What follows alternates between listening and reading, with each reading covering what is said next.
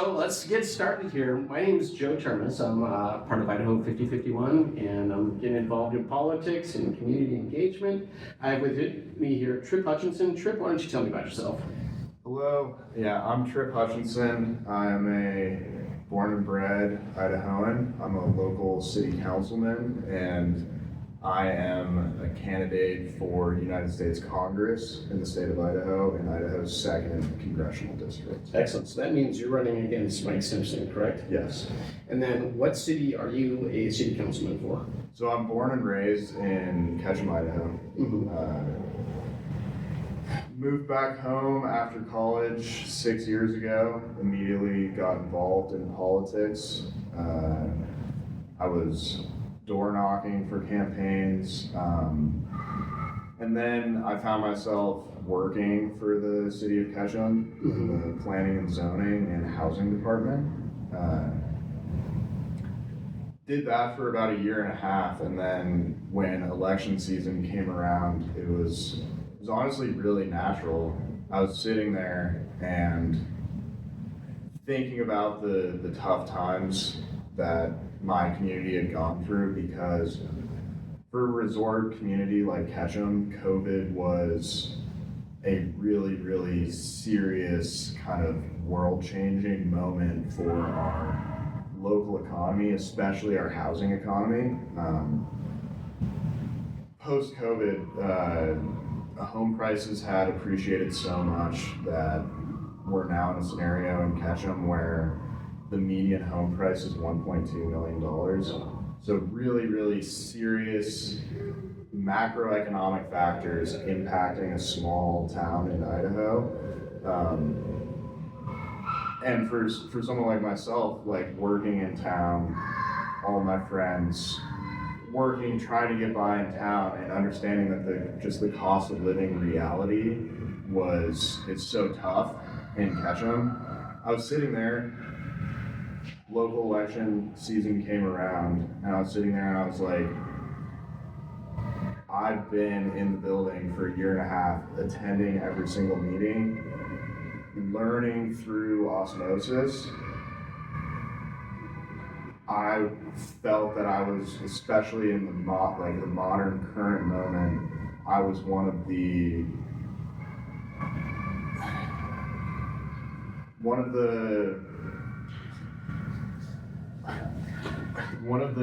most knowledgeable people in town. Because you've been working for planning and zoning. Yes. So how old were you when you ran for city council? I was 25 years old. And so you had already been working for planning and zoning for a couple of years before then? For about like a year and a half. A year and a half. Yeah.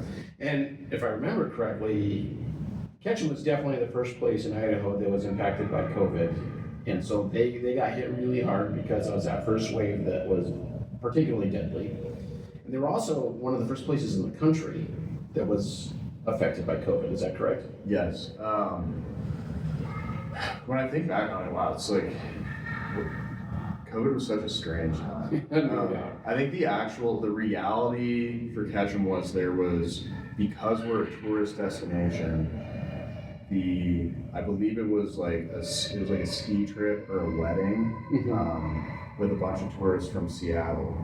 Yeah. Right before it was like really broadly known pandemic, and they brought COVID in, and then like a couple people that worked the wedding got sick, and yeah, it really put us in a strange moment. But the dynamic that really impacted Ketchum was the push towards remote working, as well as affluence in more populous areas around the country, kind of having that feeling of being trapped in their home and wanting to go out and experience like small town dynamics.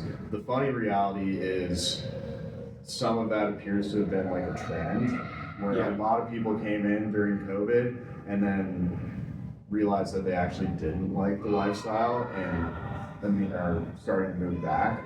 But the remote work dynamic and the amount of affluence moving into our housing market on a scale that like we've always had affluence in Ketchum, but on a different scale, buying up different types of real estate, like a lot of the smaller condos and things like that, that really put a strain on our workforce housing dynamic that just inspired me to run for city council. And now I've been on council for 2.5 years. There was always talk about the housing scenario. Like COVID made it much worse, but it was always a dynamic, and there was always serious talk about housing, but there was never true money invested. So talk is cheap, but we've been investing. Which is crazy to say that there's never the money in Ketchum, where Bruce Willis and Arnold Schwarzenegger and all these people have houses. Meanwhile, you hear stories about teachers having to live in encampments outside of city limits because they can't afford rent. Is that true? What do you mean by that? Well, I'd heard that like after COVID, the housing got so expensive that people just, working the jobs that you need them to work in the city couldn't. Yeah, I wouldn't say that it's the housing dynamic's gotten so tough for Ketchum that much of our workforce is now commuting from Jerome and Twin Falls, and we've also had serious road construction going on, so it's been like So to give folks context, to go from Jerome or Twin Falls to Ketchum, how long is that? It's like an hour and 15 minutes, Wow. hour and a half, and then based on the traffic dynamic that it's a state-run highway project that is now a year and a half over what their projected finish date was. So there were moments where it wasn't even people commuting from Twin or Jerome, people commuting from Bellevue, which is normally a 20-30 minute drive. Some morning commutes taking close to 3 hours.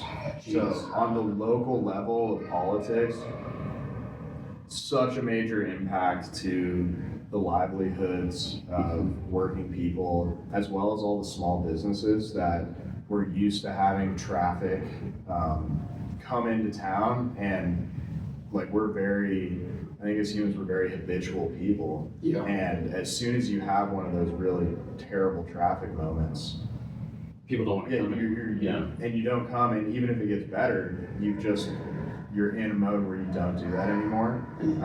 So now you have to work extra to try and reform the habit and bring them back. So running for city council at 25, did you have competition? Did you run against some incumbents? Yeah, we ran it. We had one incumbent, and I believe it was 8 candidates. It now feels so long ago. I think it was 8 candidates that were running in that cycle for 2 seats. Okay. And so I got elected as the youngest city councilman in Ketchum history at 25 years old and some change. And then another good local candidate got elected as well. And the thing that I think is really an interesting and productive dynamic for Ketchum is our current city council makeup is we have 3 born and raised local city council members, all under the age of 40. And then our mayor is a local small businessman. He owns Grumpy's, the burger joint. Nice. And then our other city councilman is a former mayor, so coming in with some of that wisdom and historic context. So all that money from the wealthy that live there, were they invested in that race? Did they try to influence that race at all? It's really interesting on local politics. My city council race specifically was very tame, and that was 3 years ago. But the most recent race, even in local politics, there are now PACs being formulated and bigger amounts of money being spent even in local politics, which is somewhat of a frightening dynamic. And something to watch out for, definitely. And as politics continues to evolve, but money in politics will always be such a concerning factor, and I think at the federal level,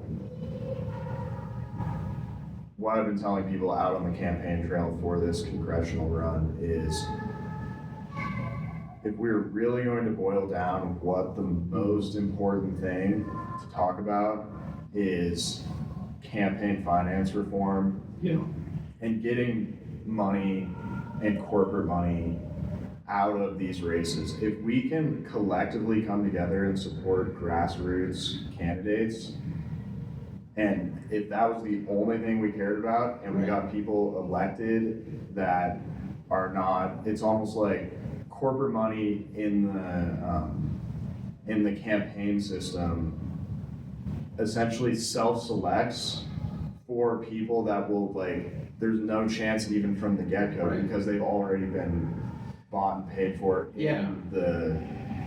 in their campaign. So any expectation of them actually representing the people is tough. And then there's an issue too for the folks that are elected. Why would they change the system that got them elected? Yes. Right? So there's a wall there that ends up being built because the people in power don't want to change the system that would lose them power, but that separates them from those of us who don't have that level of power, right? So how do we break that?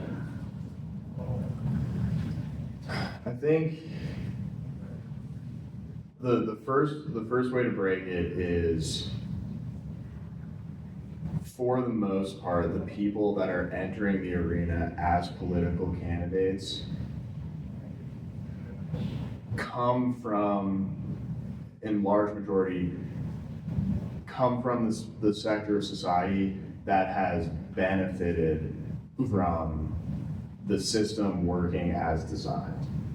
Which is not working for most of us, correct? So having people from different backgrounds, different ages, different race, different gender, and then most importantly, different socioeconomic realities step into the arena and run for office from federal to state down to local is the first key. And then the next key is what I was just talking about, which is when these people come into these races, the cards are stacked against them so heavily because, for example, my opponent, Mike Simpson, this congressional race, his campaign finance reality, his donations are 54% of his donations come from corporate PACs. So 46% of his donations are individual donations, and of those individual donations, only 30% of the donations are coming from people that actually live in Idaho. And it creates a scenario where all this money has been raised, and the barrier to entry for real grassroots candidates is such a difficult hurdle that campaign finance reform would at least bring us to a level where there's a closer proximity and parity to having a race work. Something I've been thinking about a lot is other states work on it as well. The concept of local match for campaigning. So for someone who doesn't know what that is, what is local match? So local match for campaigns, it usually has a cap at a certain number, but for every grassroots individual dollar that you raise, the government puts in $1 to match it. So this is a way to show that you as a grassroots candidate, you put in the work to get the support, and then this helps then level the playing field for those that are willing to put in that work to campaign get donations, especially, when you hear about certain candidates that are, getting these $20 donations on average. If you get thousands and thousands of those because you're door knocking and you are doing the phone calls and all that, that shows seriousness on your part. And then you get some help from the government because of that commitment that you've put into the race. Is that? Yeah, exactly. Yeah. And I do view it somewhat as like a Band-Aid. For sure. Right now. For sure. In the sense that more holistic campaign finance over reform is needed. But if other candidates are going to corporate PACs and raising an insane amount of money through that route, when I look at it as a grassroots campaign, the difference between, like, if you raise $200,000 of individual donations, $200,000 is a ton of work, and you put in the work to get those funds.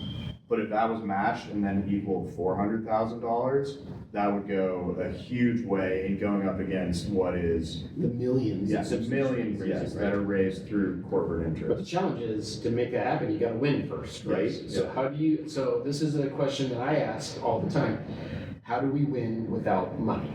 Yeah.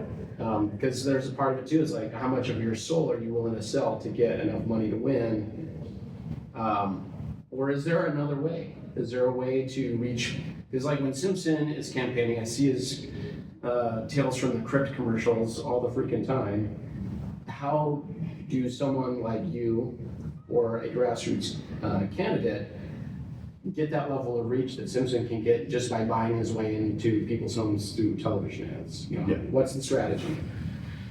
I really, the main reason I got into politics is because I was looking at the politicians that represent us today, and being like, I truly believe that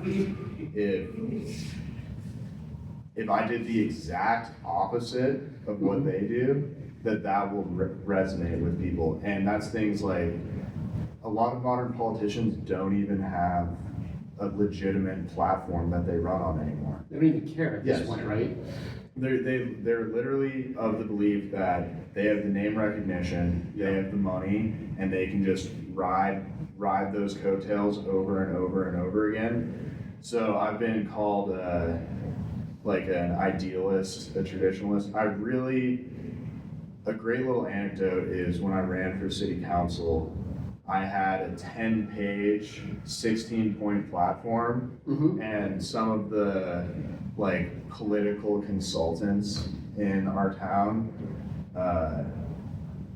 really kind of pissed me off, because they said, "Why did you do that? Nobody is going to read a 10-page platform." But when I went and gave it out to people door to door, the crazy reality is, when you put in the work to tell people and explain to people what you believe in, they will read it. And that requires being able to talk to it with passion, right? Yes. The passion that you can portray then inspires people to get involved. I've got one, because you asked how do you win? And the platform, I believe, is the key, and it's a tale as old as time in politics. I believe that the platform that people want to hear about is the classic saying, "It's the economy." It's the economy, stupid, right? Exactly. And the reality is that the way our economy is set up right now, and it's been happening and building for 40 years, is our economy has been set up that for the vast majority of the population, 95% of the population, the economy has been set up for 40 years that if you looked at a big pie chart of the amount of money and its dispersion, is for 40 years it's been set up to transfer money or wealth from the working class into the elite class. Absolutely. So things like, we have to talk about the wage reality of this country, where 50, 60 years ago, if you looked at what the average wage in America was, and then for inflation, you brought it up to today's standards, if you took the average wage from 60 years ago and then just applied inflation, the average wage today would be around $120,000. And if I recall my statistics correct, I think today it's about, what, 53? 53, maybe up close to 60. So when you look at it through that dynamic, the vast majority of this country is making half the amount of money that they did 60 years ago. And our GDP has grown. So where has that money gone? If most of the country is making half the amount that they used to, it is transferred up to the top. And then through our political system, that money that's transferred up to the top is now being spent to keep it that way in our politics. And that's part of that wall I discussed earlier, right? Because that money goes into politics that protects the politicians that benefited from that system, but then are also now, their constituents really are the wealthy that pay for their campaigns and make sure they stay elected, which then ensures that the wealthy have, laws passed in their favor, making sure minimum wage never gets raised, cutting Social Security and Medicaid and all of these things, blocking housing reform. So again, the question is, that's a huge barrier to get into national politics. You say the answer is to make sure you have a platform that resonates with people. How do you get that platform to the people? I think it's like what we're doing right now. I think one of my favorite discussions that I've been having for years with friends, family, out on the campaign trail is the double-edged sword of modern technology and social media. I'm of the belief, and I feel like we could do hours talking about just that. Probably. Is that social media and modern technology is a net negative for society.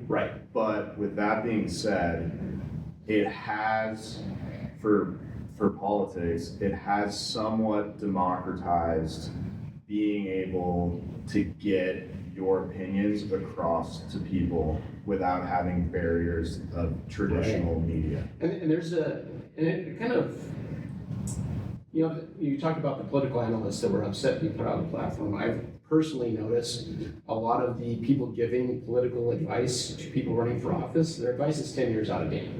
They're not taking into account the reality of what social media is. And so part of that is, I've been pushing candidates to be more social media savvy.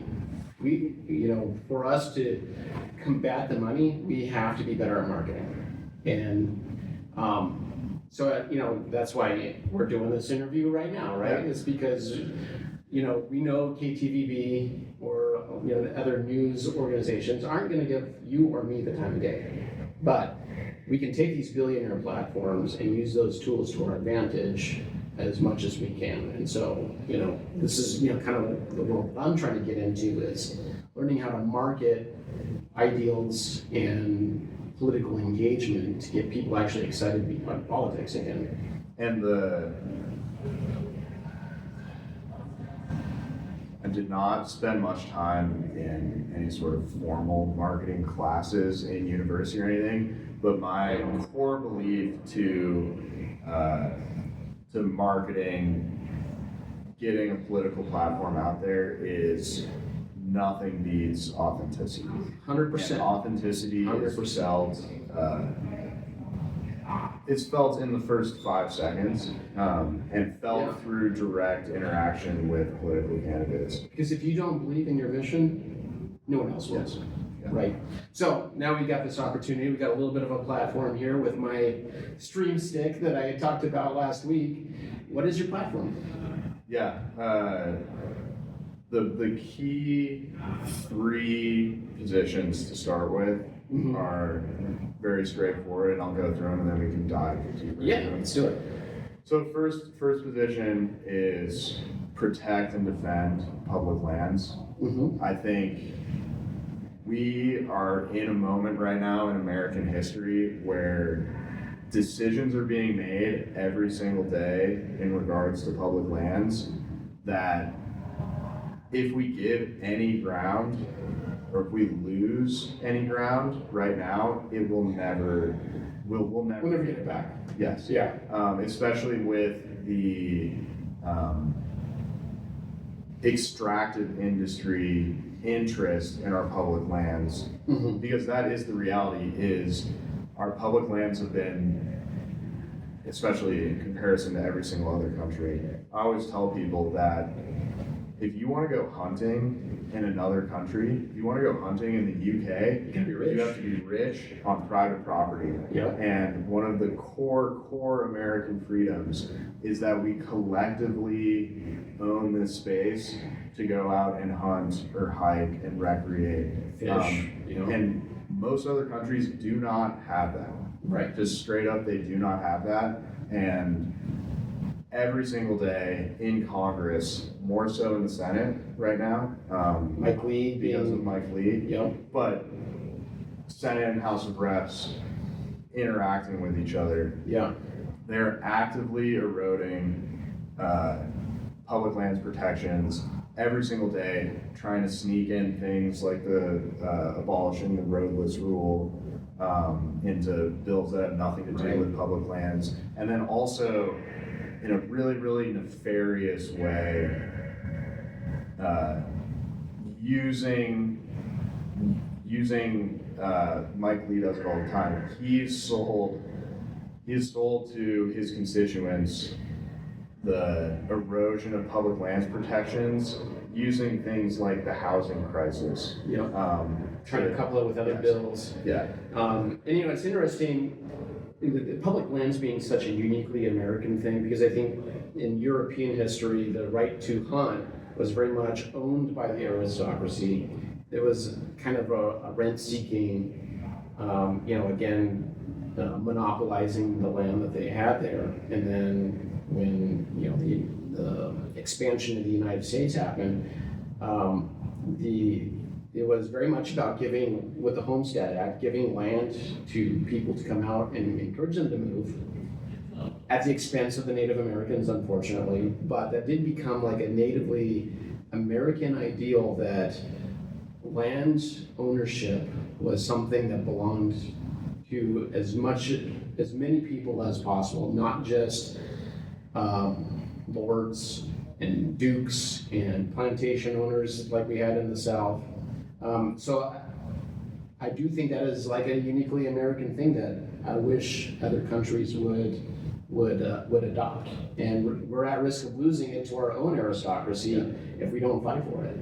And the dynamic that I think of a lot too is it's also a uniquely American West identity and Idahoan identity. 100%. And when I talk to Idahoans about running for Congress and what your congressman is supposed to do in Washington, D.C., is I'm supposed to be coming from Idaho with Idaho values and going to D.C. to defend and protect those values in the context of the entire country. Right. And I think, like, from Idaho, the main thing needs to be, hey, we live in Idaho, a lot of us for the most part, because of our access to public lands, and that might not be as important to a representative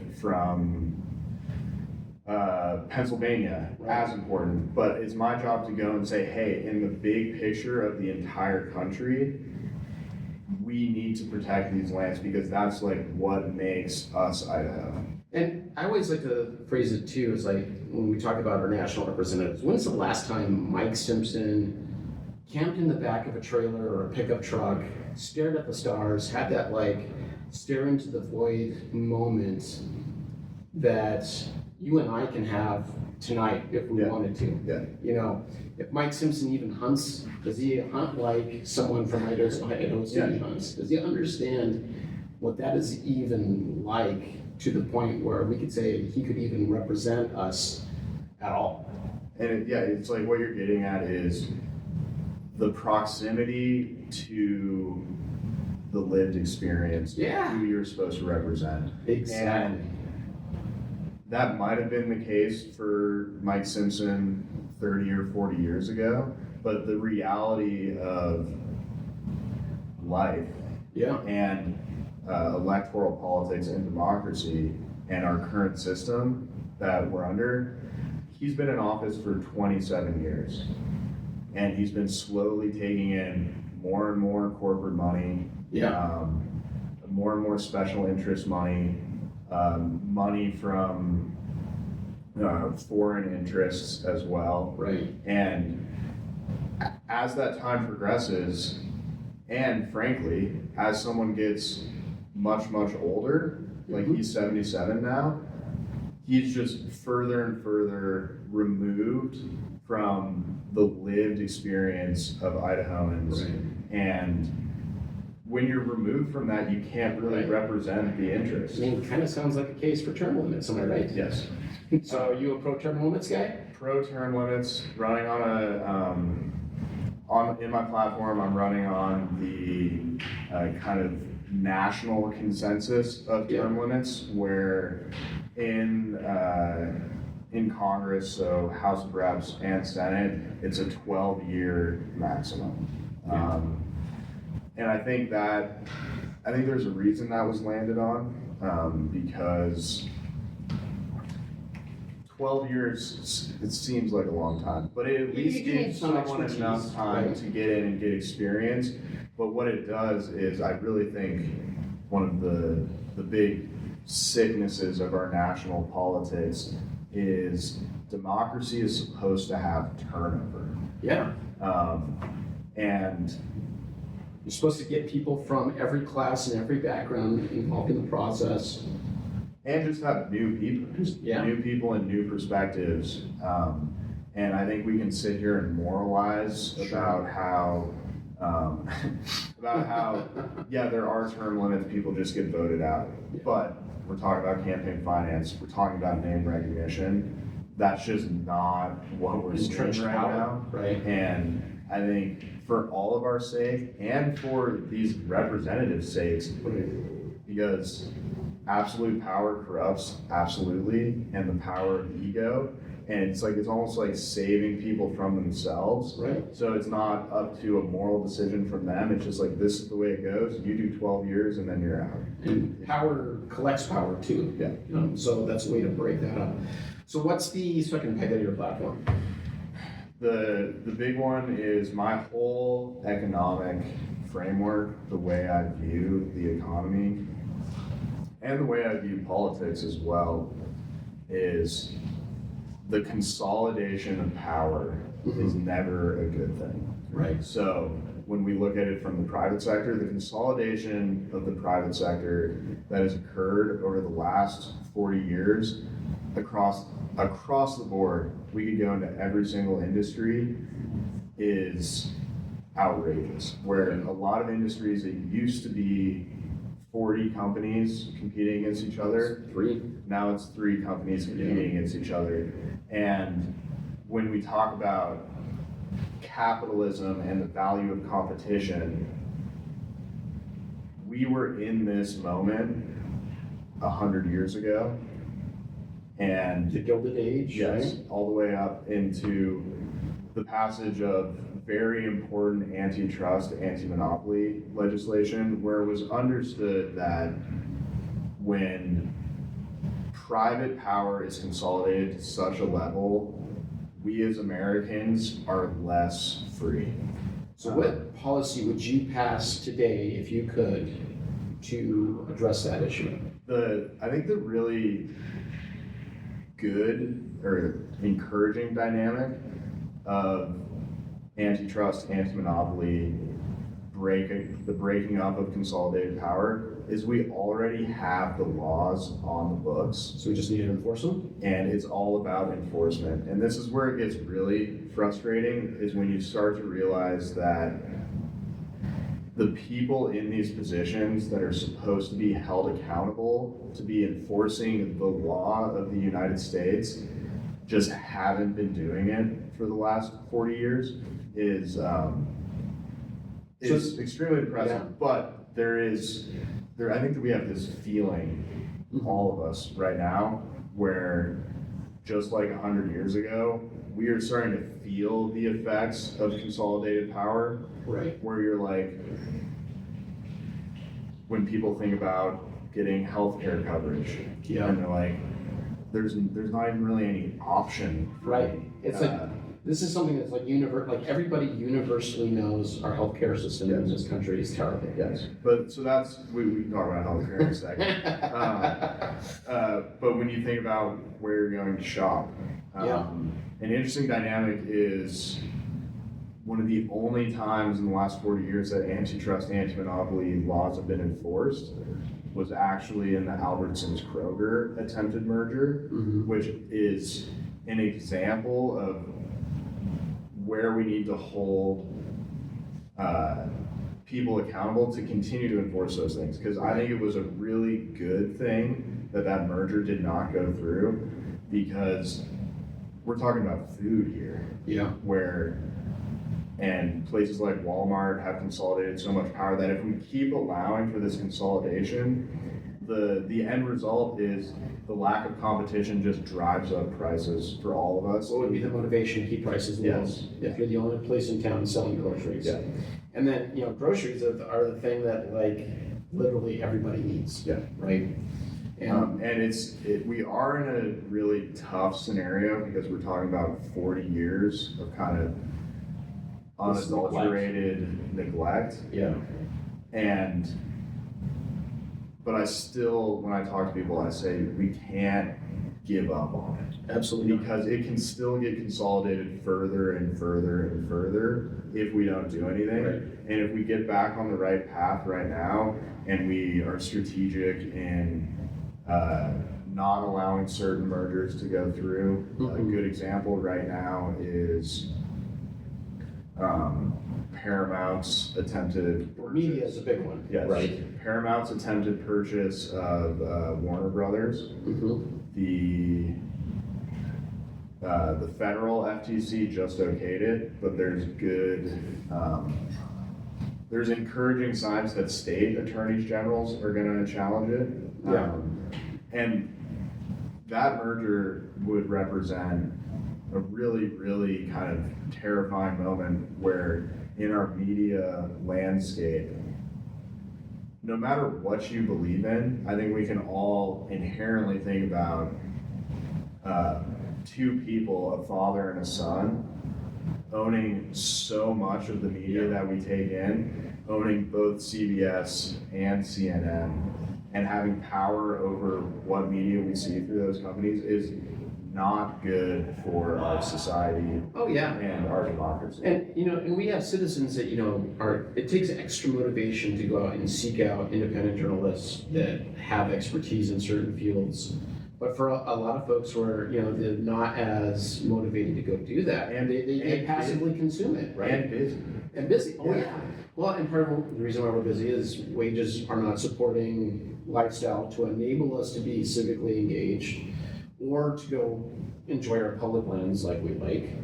And so this is one of the reasons why you and I are here is we want to provide, like for us, we want to provide an alternate to that mass media that, no one's going to tell me what I can and can't publish, And I'll tell you, I've seen it talking to people working for news stations, they get told. Yeah. And so this is why independent media becomes really, really important. And I think the last thing I'll say about anti-monopoly, antitrust enforcement that is very Idaho specific is the amount of consolidation that's gone on in the agriculture industry is extremely frightening and anti-American, and also has serious repercussions in Idaho specifically. And what you're seeing is for a lot of for a lot of independent farms, they're getting squeezed on both the input and the output. Yep. Where they used to have competition in trying to figure out like their fertilizers, things like that. And now for the vast majority of farmers, there's only one game in town and you have to accept the prices that they dictate to you. Yep. And then when you're trying to sell your product, there's only in a lot of scenarios across the country and in Idaho, one buyer that will buy. And a lot of both sides controlled by private equity. Right. This like hyper squeeze every last cent of profit out of people. And what it's resulted in is small farms shutting down, small farms being bought up.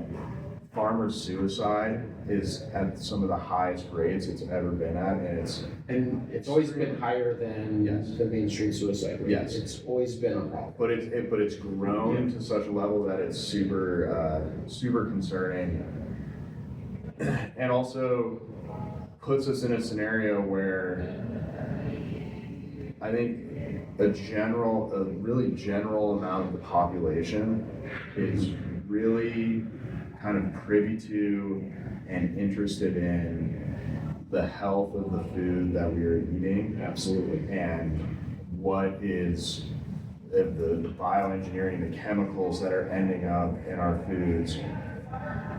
And the way we push back against this is through hopefully proper government regulation, right? Like from the EPA and stuff like that, but also through trying to continue to nurture and save and support independent businesses and farms, because if we just allow the full consolidation of what we eat to occur, then the chances that there's any sort of bioengineering, bad chemicals in the food that's coming from these massive corporations is much, much higher. Yeah, and that's interesting because, bioengineering could be a good or a bad thing. The chemical composition could be a good or a bad thing. But the challenge is when you have like one or a couple very large companies who have a vested interest in profit, they have a lot of influence on the regulation itself. And sometimes that regulation is designed specifically to run small businesses out of business so that they can go buy them up. Now, if you have distributed amount of companies producing all of these things, then they don't have that level of influence. And we can actually have a regulatory system that isn't there to what we call regulatory capture, right? Where a business has so much power that they control the regulations that write them to benefit them. If we can avoid that regulatory capture and the regulations are really there to support safety, health, then we can have trust in that some of these techniques are actually truly beneficial. And one way to do that is to ensure that no company has that much influence on the process, right? Yeah, well, and it's the thing that gets me the most frustrated is when some of those examples pop up where you have companies that are specifically interested in their specific chemical. Right. And like we have years and years of evidence of knowing that this chemical is bad news. And I'm thinking about the Roundup dynamic that's going on right now, where it's just blatantly obvious that this chemical is dangerous to people. Yet, when you hear from Washington, D.C., it's like a debate of what they're going to do about it. And the only reason it's a debate is because a good amount of politicians are bought and paid for by Roundup's parent company. Right. That is the only reason, because the evidence is there that it is awful for the health of humanity. There's probably dozens of other cases where the evidence is there, but it gets so muddied by the influence of these companies in Washington to create a debate where really none should exist. And that's, to me, like the core problem. That's the thing that's so. Yeah. We saw this, we've seen this with the food pyramid in the past, the role of sugar and high fructose corn syrup. I remember that when I was a kid. Even the role of nicotine in cigarettes, you know, the influence those companies had on how we regulate those products was not done in the interest of health and safety for American people. Yeah, as I do nicotine, it's actually a really interesting kind of sidebar dynamic because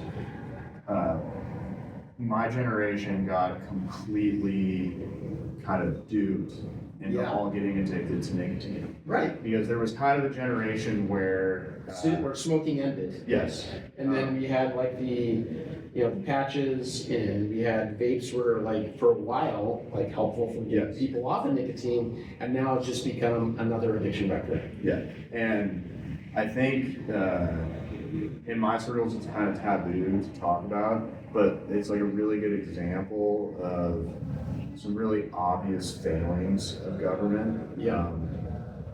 One failing is, I think,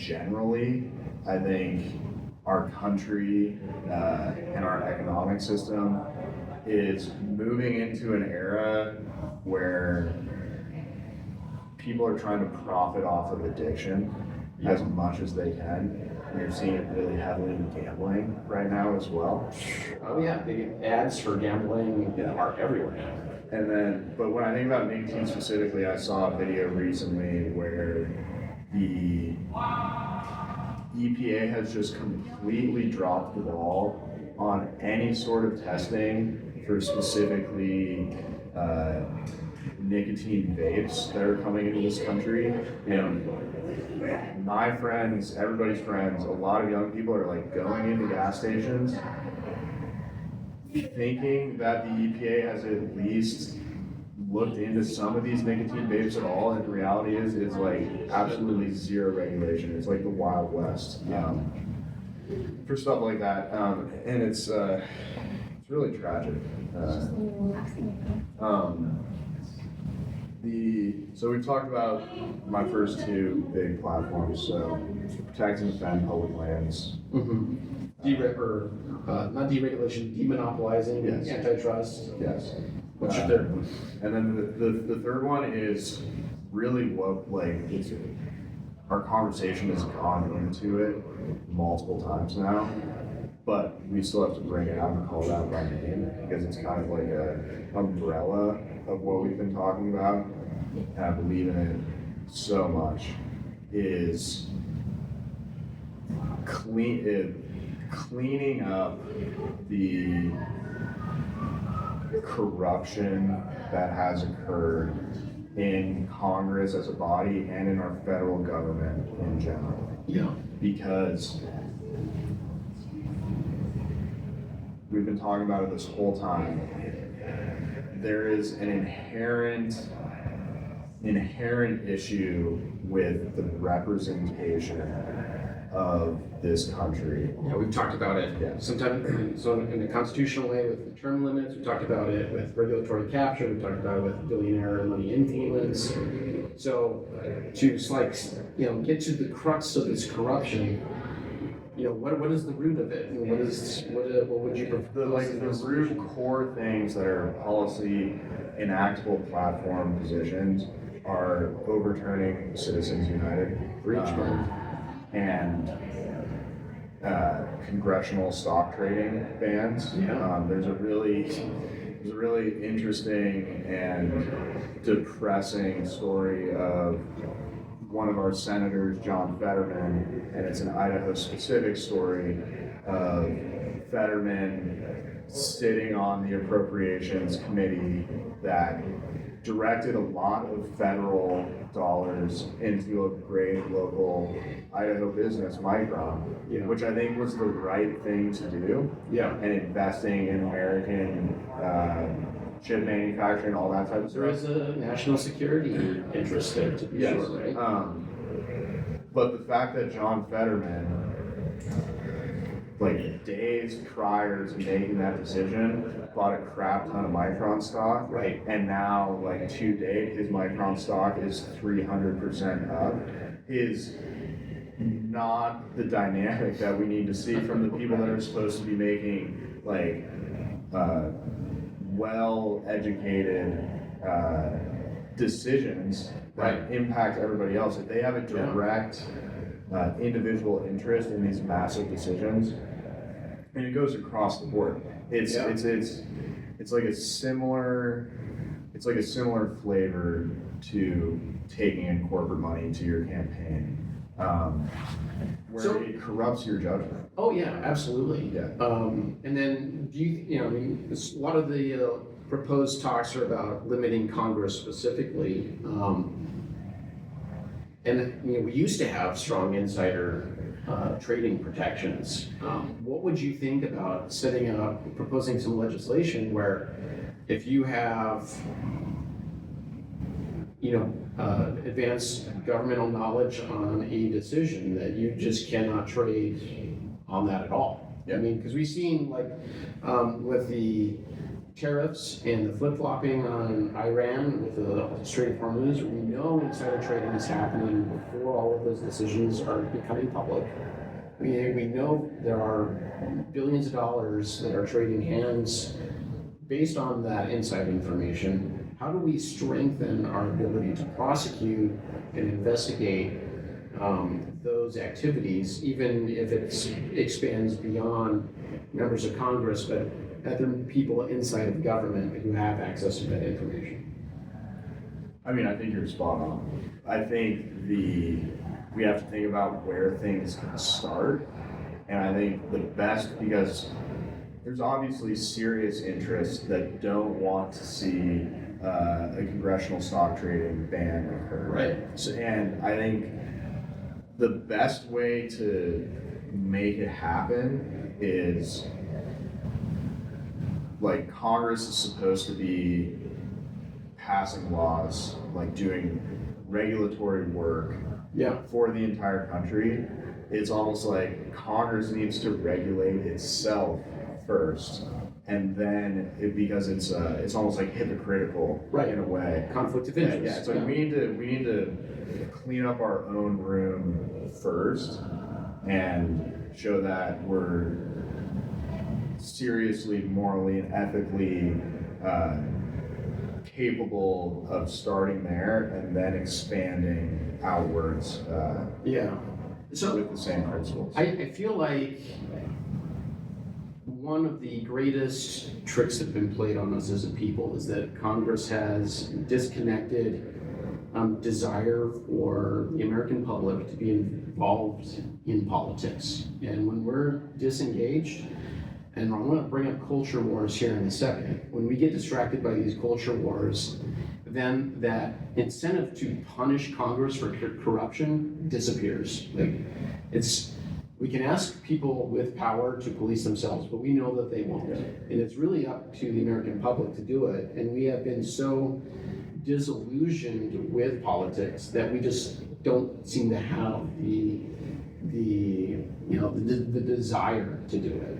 How do we reconnect folks into that level of political engagement, that when they see that their senator is doing something like insider trading, that they say, oh, I don't care what culture war nonsense he's going to push, that is not okay, and we're going to get rid of him? How do we? As like a core, it's like, that's why it's top 3 in my platform, because I really believe it's like the core of it. Yeah.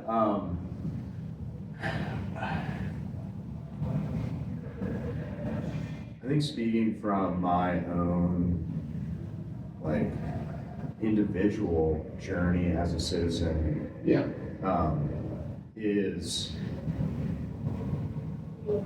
really sitting down, like, at the kitchen table, and like almost having like a hard conversation with yourself or with your spouse or with whoever, and being like, okay, let's get down to the nitty-gritty of how our government actually impacts our day-to-day lives, and our day-to-day finances.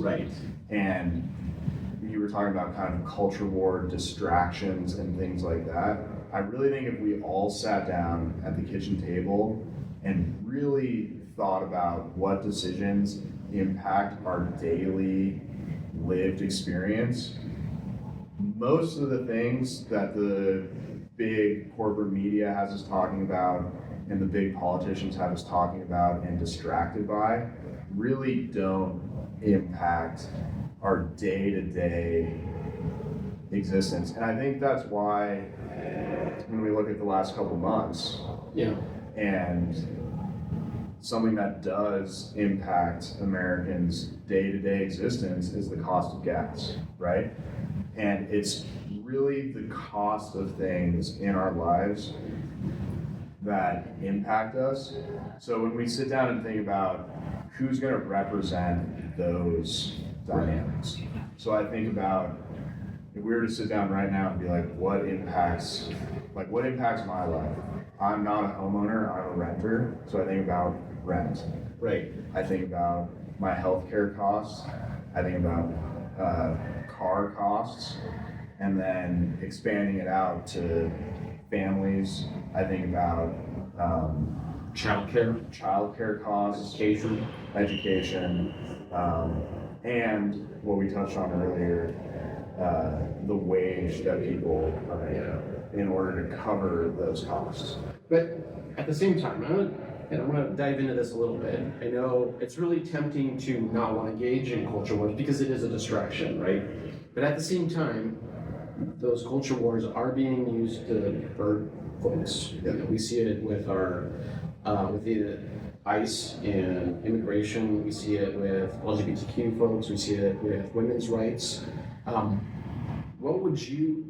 So I strongly feel we got to combat those things while not ignoring those other core issues because that legislation is hurting our neighbors. Yeah. How would you approach that? The way I approach it is you have to demand from the people in power that they are principled individuals that can stand on real legitimate principles when it comes to culture war, social issues. So my stance as someone campaigning to be in positions of power to make decisions on these things is very straightforward, based in political theory, and is honestly from the American tradition and the way we label things, is a libertarian approach to these things, where it's truly don't tread on me, don't tread on my family, and don't tread on my community. America is founded on... Let's talk about that for a second, because don't tread on me is very conservative coded, right? Yeah. And libertarian ideals can also kind of fall into that. Sometimes conservatively fiscal, socially liberal type of ideal. The don't tread on me... What is it for you? Theory or ideology for myself is thinking about what is the role of government in our society.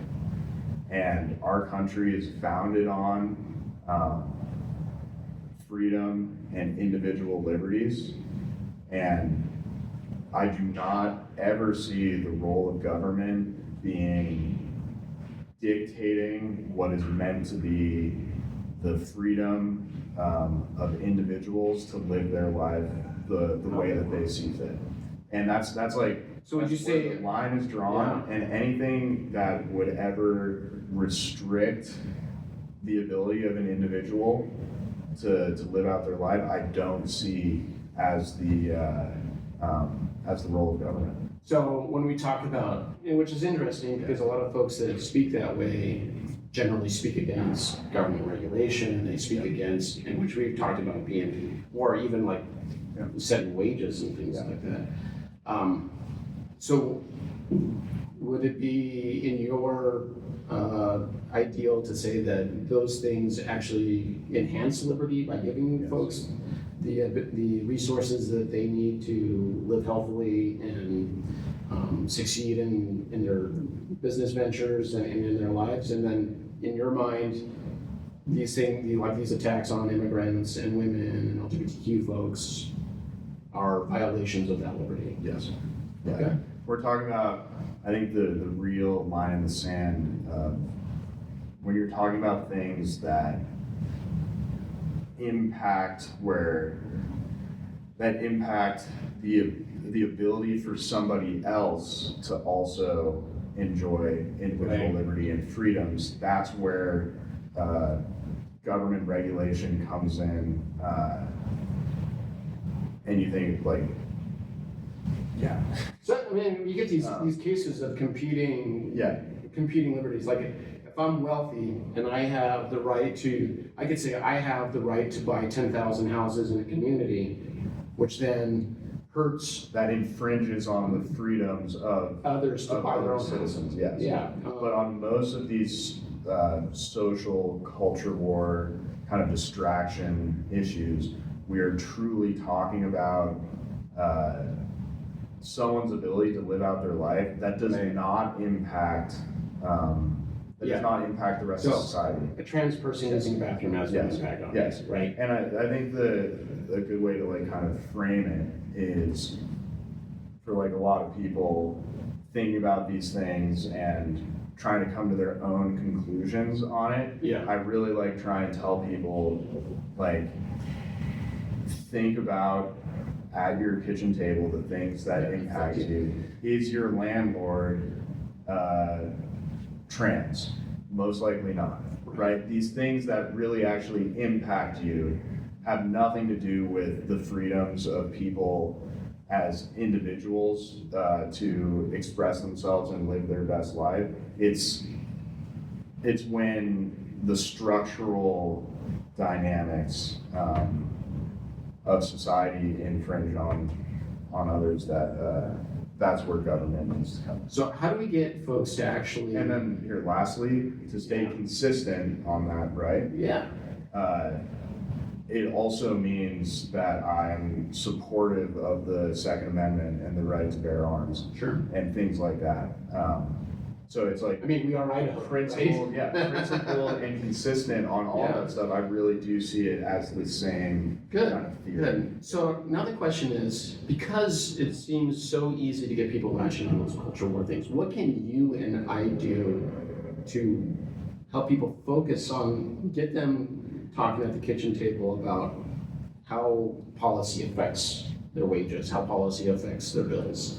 How do we like battle that mass media influence that is constantly trying to bait us into these traps and get not just you and I, because I think you and I are already focused on those issues. How do we get the average everyday person to ignore the bait and focus on those things? And I think you touched on it very briefly a couple minutes ago. I think it's first acknowledging that these are manufactured distractions, but they are also very real. They literally hurt people. They are also very real. Yeah. So making sure that politicians and people in power still have to be known, because those are the type of things that we're voting on currently. Yeah. It still has to be known how they would vote, but still reminding people that, and I think in the grand scheme of things, it's a huge failing by what we would call like liberal elite society from also hyper-focusing on these things as well. Right. Or I would say almost just cowardly, not, Yes. you know, when we talk about centrist moderates or whatever, and there is like a level of cowardice that not only do the folks affected by the culture war see, you see these people not standing up for them, but you also see independents see that cowardice. And I think there is a thirst for political bravery Yes. that is desperately lacking. Yeah. So it's acknowledging that it's real. Yeah. And still the need to know what people's stance is on things, and mine is very straightforward and holistic. But then also acknowledging that this is a tale as old as time, that individual identity and focusing on individual identity is naturally divisive. Naturally divisive. Beautifully put. And when you hyper focus on those things, it puts us into a scenario where we can be talking face to face and only focus on the things that make us different.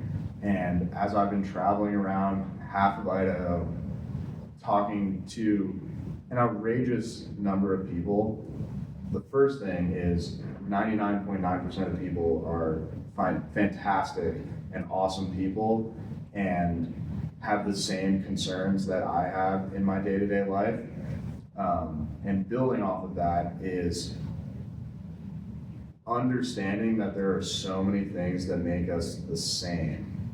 Oh man, And I've been opposed to the things myself. that make us differently. And really the core thing that makes us the same is what our socioeconomic standing is in this country. Excellent. And for most of us, it is, we are working really, really hard just to get by. Mm-hmm. And there's a very, very small amount of people that want the people working really, really hard to get by to be divided right down the middle so that we can never come together to talk about why it's so hard for the vast majority of us to just get through every single week and every single month. So and I think we're seeing it happen too, especially with this. I think people are kind of privy to this kind of massive movement to have us on our phones and on technology all of the time. And like we were talking about music, right? Yeah. Going to live music, I've seen so many more people going out into the world and experience things collectively.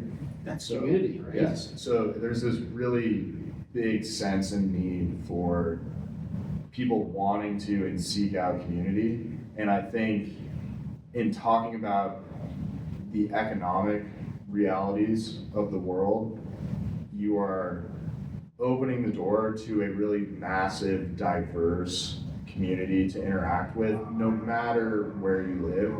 And then the result of those Gives you perspective. Yes. And the result of those things is, with political representation, is hopefully more union density coming back to this country,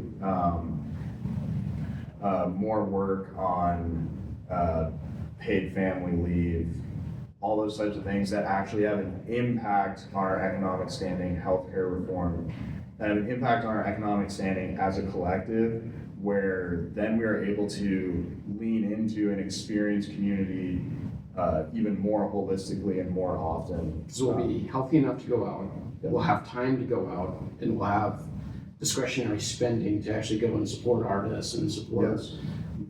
Community theater, local bands, local glass, the things that people actually want to go out and enjoy public lands too, right? Yep. That's also a form of community. It's kind of I just love talking about music right Me now. too. Because I think music is just such a special art form. It But I is. also think if I'm talking to anybody, is listen to your favorite artists, go to some live shows, and then if you're a nerd like myself, sit down and dig into the economic reality of the music industry as a whole. That is a whole video in itself. And through that process, you can kind of understand the rest of the economy and our lived experience just through that dynamic. And there's a real interesting thing there too that I've noticed in terms of how MAGA and conservatives approach that versus how most artists approach it. And it plays into the whole thing with AI too, where do you consider music to be a process or a product? And when you look at how Trump with the concerts and the rallies, they see these things as, I'm going to pay you and you're going to do this for me. Yeah. But it ignores the process and ignores the whole artistic mindset required to actually get to that point, which is why a lot of those shows are abject failures. Yeah. Meanwhile, You know, we have amazing festivals in the mountains of bands that participate in a very particular niche because there's a whole community there that loves it and supports it, understands the process. A lot of them are musicians themselves, so they've done that whole thing of trying to go on tour and try to make a living at it and failing over and over and over again. But in that experience, they become even more artistic and musically minded because of the struggle that they require to. And I think that applies to the wealthy too. I think when we talk about like Simpson, when's the last time he sat and stared at the stars? Yeah. You know, They're so removed. they're so removed from that very human experience, and they're trying to remove us from that experience too. So going and participating is a way to re-ground ourselves. And I don't know, that's my little rant on the whole thing. One of my favorite things over the last couple months has been when you go to smaller venues and see like indie artists, and you like I think about being in the Shrine basement. One of my favorite venues, actually. And I saw an amazing show last week with Stygian Bo and Patrick Walker from Warning, and it was emotional, and touch and moving, like. And then you're also standing there after the show's over, and you're talking to these just really fantastic artists. Yeah. And the way that I describe it specifically is touring bands, right? And you think about how much your ticket did cost, right? As a fan and as a consumer. Which is oftentimes too much. And then you think about how much of that money is actually going to this group of people. How much of it was their gas together? Yeah, that are on the road together, scrapping it out to do what they love to do and provide so much value to my life and my lived experience. So I'm gonna tell the folks at home, this is why you buy physical media. Yeah. This is why you cancel your Spotify subscription, because it does not pay for the band's gas. Yeah. You buy shirts, you buy records, you buy the patches, and you go see live shows if you care about seeing these people actually be able to create the art we love. I just got my first record player. I'm very excited. Well, be ready for that rabbit hole, my friend. Let's do just like let's just spitball for a bit. We'll have to wrap here in a second. What time is it? It's 12:46. Oh, shit. This has been great. Yeah, we'll have to do it more. You guys got a question you want to ask Tripp? Yeah, I was wondering, are you running for something? Yeah, I'm running for United States Congress. Oh. Yeah, we got a camera here if you want to. Oh, I don't want to be on camera. Okay, well, you're just talking to the mic. Okay, so I've never been to Idaho before, so I just got here. I'm driving across the country from Florida, and so I saw this interview, and I was pretty interested, so I sat down, I wanted to hear what you had to say, and I agreed with a lot of it, disagreed with some of it, but mostly agreed, especially when you're talking about like physical media, like what young people care about. Definitely live entertainment. I went to a rodeo for the first time. Nice. And I was like, AI cannot replace this. No. This excitement that I'm getting, watching these cowboys and these cowgirls, like, cannot be replicated with AI. So I think, a lot of young people definitely be excited about what you're doing. Are you running for Senate or the House? I'm running for House of Representatives to represent Idaho's 2nd Congressional District, which is like the southeast half of Idaho, and includes Boise, where we're at. Okay, that's awesome. Yeah, so. And I'm like on the campaign trail, I'm like building out my schedule right now to try to go to as many rodeos as possible. Really? It's so fun. What was your favorite event? Bull riding. I'd never seen anything like that, and I didn't realize that they weren't even grown men. It was like high schoolers. Oh yeah, And it's like a high school sport in some places. I thought that's incredible. I always give my props to, I'm a huge fan of barrel racing. Okay. I think barrel racing is like electric, and like from my experience, I see a lot of similarities to like ski racing and stuff like that. Like slalom. Yeah. And just seeing it live and in person, it's rodeo's the best. Yeah, it was awesome. We don't have anything like that in Florida where I'm from. So. Oh yeah. So well, welcome to the West, the Wild West. I'm happy to be here. Do you have any more questions? What, I know it probably doesn't even matter, but what party are you running under? I'm running as an independent. Okay, that's what I was getting at. I was trying to figure it out when you were speaking, and some stuff some of your diction, I'd be like, oh, I guess a little bit more left-leaning, and sometimes you'd say things like when you reference the Gadsden flag, and I was like, that's very conservative. So I really couldn't pin you down at all. That's a very Idaho thing too. Yeah, we've been talking about it. There's been a lot of studies that have been done, and when you look at the percentages, you can make the argument that 70% of Idahoans see like an independent worldview as something that they resonate more with than either of the two parties. And the exciting thing that's occurring in this cycle is I'm running for House of Representatives as an independent, and there's also a really good candidate named Todd Achilles who's running for Senate as an independent. Okay. So just kind of like what you were saying, we don't agree on everything. We're not beholden to a party platform, and I think I agree with Todd on probably 80% of things. But the kind of interesting dynamic is when voters go into the voting booth in November, is for the first time potentially in the history of Idaho, if they live in Idaho's 2nd Congressional District, they will have an option to vote for a legitimate independent candidate for Senate and a legitimate independent candidate for House of Representatives. That's awesome. And imagine how that shakes up the national makeup, Yes. right? Yeah, it gives us some real power, in my opinion, to represent what the majority of the country actually believes in. Yeah, that's awesome. Yeah, well, best of luck to you. I don't Thank know, you. Rebecca, do you have anything to say? Yeah, what's your name? I'm Tegan. Tegan? Nice to Nice meet to meet you. I'm Joe. Nice to meet you as well. Yeah, here's your microphone back. Thank Yeah, you. Good luck to you. Thanks for being part of Yeah, thanks the. for letting us sit. Yeah, I love that. You know, so for the folks that don't know, we're actually kind of camping out in the state capitol. We just hopped in one of the rooms, and we figured this is the people's house, so let's talk politics as one of the people that this house is supposed to represent.